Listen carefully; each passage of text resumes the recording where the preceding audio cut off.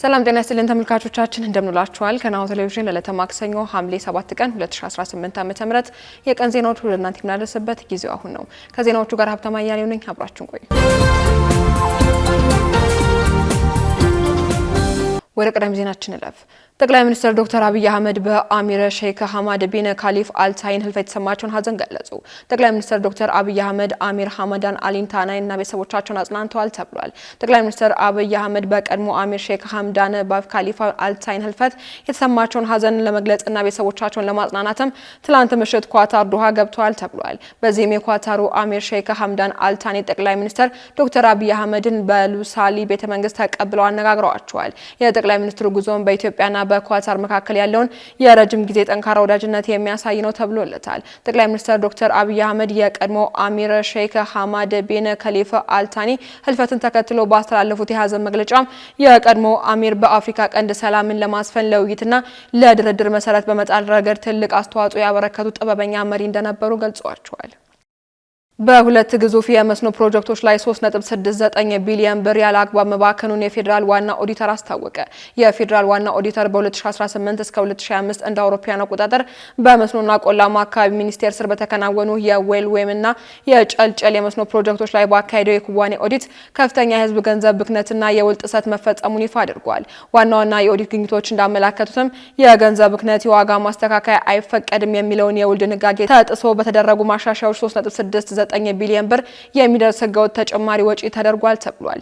የቅንጡ መኪናዎች ግዥን በተመለከተ በጨልጨል ፕሮጀክት ውስጥ በውል ያልተካተቱ ከ132 ሚሊዮን ብር በላይ የፈጁ የ2023 ሞዴል ቅንጡ ተሽከርካሪ V6 እና ቶዮታ ፕራዶ ተገዝተው በተቋራጭ እጅ እንዲገቡ ተደርጓል ተብሏል።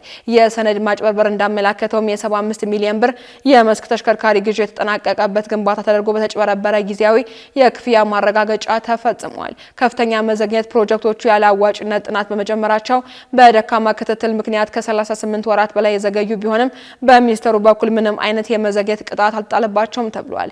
ሚኒስተር መስሪያ ቤቱ የተሰጡትን የማስተካከያ ምክረ ሀሳቦች በአስቸኳይ ተግባራዊ ካላደረገ ጉዳዩ ለሕዝብ ተወካዮች ምክር ቤት ቀርቦ የህግና የወንጀል ተጠያቂነት እንደሚያስከትል ዋና ኦዲተሩ ማስጠንቀቁን ካፒታል ጋዜጣ ዘግቧል። ትምህርት ሚኒስቴር በክረምት የመምህራን የትምህርት ደረጃ ማሻሻያ ስልጠና አዲስ ማዕቀፍ ማዘጋጀቱን አስታወቀ። ማዕቀፉ መምህራን በክረምት ስልጠና ከዲፕሎማት ወደ መጀመሪያ ዲግሪ የሚሸጋገሩበት መሆኑንም ሚኒስትሩ ገልጿል። ሚኒስትሩ ሐምሌ 6 ቀን 2018 ዓ.ም ለሁሉም ዩኒቨርሲቲዎች በጻፈው ደብዳቤ ከአጠቃላይ ትምህርት ስርዓት ትምህርት ለውጥ ጋር ተያይዞ ከ2012 ዓ.ም ጀምሮ በክረምት የመምህራን የትምህርት ደረጃ ማሻሻያ ስልጠና ወደ ዩኒቨርሲቲ ማስገባት መቋረጡን አስታውሷል። ይሁን እንጂ በቀጣይ በአዲሱ ስርዓተ ትምህርት መሰረት በተዘጋጀ የስልጠና ማዕቀፍ በክረምት የመምህራን የትምህርት ደረጃ ማሻሻያ ስልጠና የሚሰጥ መሆኑን ገልጿል። በ2018 ዓ.ም የክረምት ስልጠናውን ለመስጠትም 8 አሰልጣኝ ዩኒቨርሲቲዎችን መመረጣቸውን ሚኒስቴሩ አሳውቋል። በዚህም መሰረት ለክረምት ስልጠና የተመረጡ ዩኒቨርሲቲዎች ኮተቤ ትምህርት ዩኒቨርሲቲ፣ ባህር ዳር ዩኒቨርሲቲ፣ ሐዋሳ ዩኒቨርሲቲ፣ መቀሌ ዩኒቨርሲቲ፣ ጅማ ዩኒቨርሲቲ፣ ሐረማያ ዩኒቨርሲቲ፣ ጎንደር ዩኒቨርሲቲና አርባ ምንጭ ዩኒቨርሲቲዎች ናቸው ተብሏል። ተቋማትና የስልጠናውን አሰጣጥ አግባብነት ከትምህርት ሚኒስቴር እስከሚገለጽ ድረስም ከዚህ ከተገለጹ ዩኒቨርሲቲዎች በስተቀር በክረምት መምህራን የትምህርት ደረጃ ማሻሻያ ስልጠና መስጠት የማይቻል መሆኑንም ሚኒስቴሩ አሳስቧል። ከ2011 ዓ.ም በፊት ስልጠና ጀምረው ያላጠናቀቁ መምህራን ከዚህ በፊት በተሰጠው ውሳኔ መሰረት እንዲያጠናቅቁ እንዲደረግ በትምህርት ሚኒስቴሩ ብርሃኑ ነጋ ተፈርሞ ለሁሉም ዩኒቨርሲቲዎች የተላከው ደብዳቤ አመላክቷል።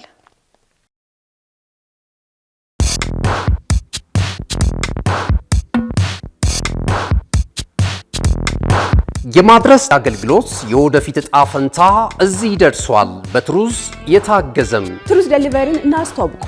የኛ 100% የኤሌክትሪክ ሞተሮች ለአካባቢ ተስማሚ ብቻ አይደሉም፣ ፈጣን፣ ጸጥተኛና አስተማማኝም ናቸው። ያለምንም ጫጫታ፣ ያለምንም ጭስ የእርስዎ ጥቅል በሰዓቱ ይደርሳል። በቀጥታ ክትትል ላይፍ ትራኪንግ ሁሉንም ነገር ይቆጣጠሩ። ጥቅሎ እስከ ደጃፎ ድረስ ያለውን እንቅስቃሴ በቀጥታ ይመልከቱ። ደህንነት ቅድሚያ የምንሰጠው ጉዳይ ነው። በእኛ የተቀባይ ማረጋገጫ ሪሲቨር ኮንፈርሜሽን ዘዴ ጥቅሎ በትክክለኛው እጅ መግባቱ እናረጋግጣለን። እርስዎ ያረጋግጣሉ፣ እኛም እናስረክባለን። እገዛ ይፈልጋሉ? ቡድናችን ሁልጊዜ በ8194 ዝግጁ ነው። ትሩዝ ዴሊቨሪ ለአካባቢ ተስማሚ፣ ደህንነቱ የተጠበቀና የቀጥታ ክትትል ያለው። ዛሬውኑ በ8194 ይደውሉ። ወደ ውጭ ዜናዎችን አልፋለን። በኮትዲቯር ውስጥ ሀገር አቋራጭ ህዝብ ማመላለሻ አውቶቡስ ወደ ወንዝ በመግባቱ 24 ሰዎች ሲሞቱ 36ቱ መቁሰላቸው ተገለጸ።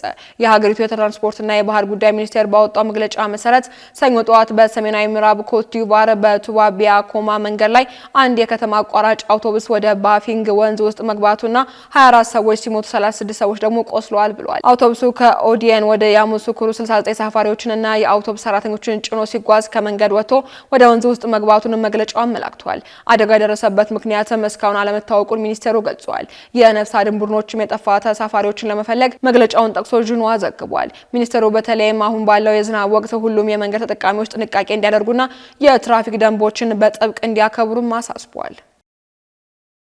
በመጨረሻም በዩናይትድ ኪንግደም ባለፉት 20 ቀናት ውስጥ ብቻ ከ2700 በላይ ሰዎች የሙቀት ጋር በተያያዘ ህይወታቸው ማለፉ ተገለጸ። በእንግሊዝና በዌልስ በግንቦትና ሰኔ ወር ከ2700 በላይ ሰዎች ህይወታቸው ማለፉ የተገለጸ ሲሆን ይህም ህልፈት የተመዘገበው ከከባድ የሙቀት መጠን ጋር የተያያዘ ነው ሲል አንድ አዲስ ጥናት አመላክቷል። ከግንቦት 21 እስከ 29 መካከል ባሉት ቀናት ከሙቀት ጋር በተያያዘ 55 ሰዎች ህይወታቸው ሲያልፍ እንዲሁም ከሰኔ 18 እና 28 መካከል ባሉት ቀናት ደግሞ ወደ 2200 የሚጠጉ ሰዎች ህይወታቸው አልፏል ሲሉም ሳይንቲስቶች ሰኞ ዕለት አስታውቀዋል። ከኢምፔሪያል ኮሌጅ ለንደን ከሜትሮሎጂ ቢሮና ከለንደን የንጽህናና የትሮፒካል ሕክምና ትምህርት ቤት የተውጣጡ ተመራማሪዎች የአየር ሁኔታ መረጃዎችንና በአስከፊ የአየር ሁኔታ ወቅት ስለሚከሰቱ ከመጠን በላይ ሞት ጥናቶችን ጠቁመዋል። የዩኬ ጤና ደህንነት ኤጀንሲ በቅርቡ ጊዜ በተከሰተው የሙቀት መጠን የሞት መዝገቦችን መሰረት በማድረግም በሚቀጥሉት ሳምንታት ከሙቀት ጋር በተያያዙ የህይወታቸው የሚያልፉ ሰዎችን ይፋዊ ግምት እንደሚያወጣም አስታውቋል። የአየር ንብረት ለውጥ የሙቀት ማዕበሎችን ያስከትላልም ተብሏል። ዩናይትድ ኪንግደም እና አብዛኞቹ አውሮፓ በዚህ ዓመት 2 ሪከርዶችን የሰበሩት የሙቀት ማዕበሎችን አጋጥሟቸዋል ተብሏል። በእንግሊዝ የሙቀት መጠኑ በግንቦት ወር 35.1 ዲግሪ ሴንቲግሬድ እና በሰኔ ወር ደግሞ 37.7 ደርሷል ነው የተባለው። በእንግሊዝና በምዕራብ አውሮፓ ክፍሎች በሙሉ ከፍተኛ የሙቀት ማዕበሎች ነበሩ ሲሉም የሜት የአየር ንብረት መለያ ቡድን የሳይንስ ስራ አስኪያጅ ማርክ ማካርቲን ተናግረዋል። ካሽጎ በየትኛውም ዓለም ሆነው በማንኛውም ሰዓት ለወገኑ የሚደርሱበት ፈጣን የገንዘብ መላኪያ ተከፈተሎ። ማስተርና ቪዛ ካርዶን በመጠቀም ከ5 እስከ 20 ዶላር የሚልኩበት አዲስ የገንዘብ መላኪያ መንገድ። ካሽጎን ለየት የሚያደርገው የትኛውም የገንዘብ ዝውውር በፍጥነት አገልግሎት ከመስጠቱም ባሻገር ለማንኛውም አገልግሎት ምንም አይነት ክፍያ አለመጠየቁ ነው። በሀገራችን ታሪክ ገንዘብን ከውጪ ወደ ሀገር ቤት በማስተላለፍ በመተግበሪያ መልክ አገልግሎት መስጠት የጀመረው የመጀመሪያው ሀገር በቀል የገንዘብ መላኪያ ዘዴ ካሽጎ ከ4500 በላይ ባሉ የባንክ ቅርንጫፎች አገልግሎት እየሰጠ ይገኛል። ገንዘቦን በሰኮንዶች ልዩነት ውስጥ ይፈልጉ በአካውንቶ ወይንም በእጆ ቆጥረው የሚወስዱበት ልዩ ዘዴ። በቅርቡ ሁሉንም ኢትዮጵያዊ ባለቤት ለማድረግ ጉዞ የጀመረው ካሽጎ ዛሬውኑ መተግበሪያውን በስልኮ ላይ በመጫን የአገልግሎቱ ተጠቃሚ ሆኑ። ፍጥነት መለያችን፣ ኢትዮጵያን መክፈቻችን፣ ካሽጎ ነው መላኪያችን። ካሽጎ የአዲሱ ትውልድ ብራንድ። ተመልካቾቻችን ከናሁ ቴሌቪዥን ዕለቱ ያዝንላችሁ የቀን ዜናዎች እስካሁኖች ነበሩ። ዜናዎቹ ለእናንተ ያደረስኩኝ አብሬያችሁ ቆየሁት። ሀብታማ እያለ ነበርኩኝ። ሰናይ ቀን